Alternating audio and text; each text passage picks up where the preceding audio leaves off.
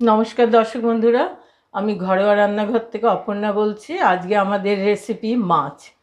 এটা আমি নিয়েছি চারাপোনা মাছ, একটু বড় সাইজের, দু টুকরো করে কেটে নিয়েছি। এবার এর মধ্যে একটু লবণ আর হলুদ দিয়ে মাখিয়ে রাখতে হবে। আমি যে রেসিপিটা রাঁধবো তাতে হলুদ বেশি আর দেওয়া যাবে না। আমার রেসিপিটা হচ্ছে আজকে সর্ষে পোস্ত দিয়ে মাছ। তা সর্ষেটা নিতান্তই কম দিয়েছি, আমি 2 টেবিল স্পুন পোস্ত দিয়েছি আর 1 টেবিল স্পুন সর্ষে দিয়েছি। এটা মিক্সার গ্রাইন্ডারে রেখে নিয়েছি, এর জল দিয়ে এবার পেস্ট করে নেব। তেলটা গরম হয়ে গেছে, এবার মাছটা ছাড়বো। মাছগুলো একটু লাল করেই আমি ভাজবো। এবার ঢাকা দিয়ে দিই। মাছগুলো ভাজা হয়ে গেছে, এবার মুড়ো দুটোকে তুলে নিই।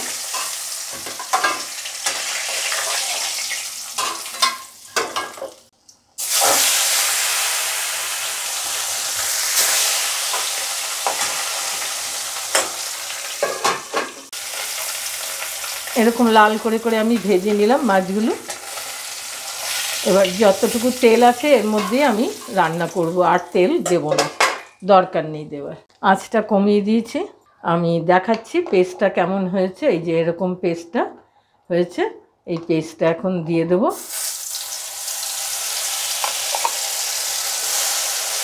এর সাথে আমি 2টো কাঁচা লঙ্কা দিলাম। যারা ঝাল পোস্ত তরকারি একটু বেশি পছন্দ করেন তারা আরও বেশি দেবেন, আমি 2টো দিলাম।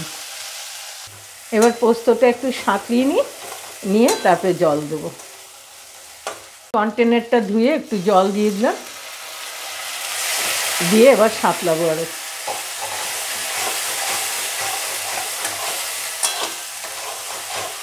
এবার আমি মাপ মতো লবণটা দিয়ে দিলাম। যার যার বাড়ির মুখের স্বাদ হিসাবে লবণটা দেবেন। আর এই পোস্ত তরকারিতে একটু চিনি মাস্ট, আমি হাফ টিস্পুন চিনিও দিয়ে দিলাম।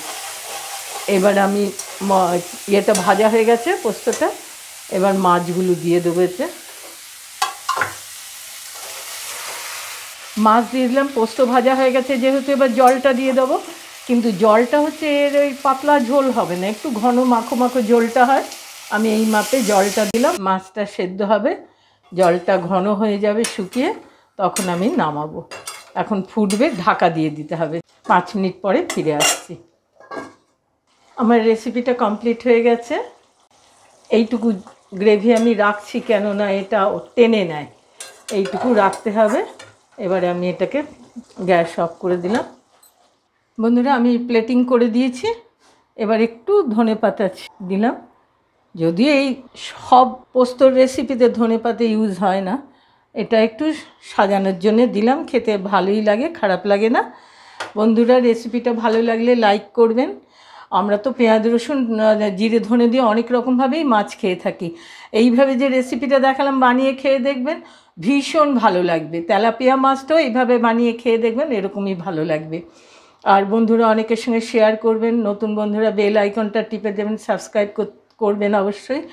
আজকে এইখানেই রাখছি, আবার নতুন রেসিপি নিয়ে আসবো।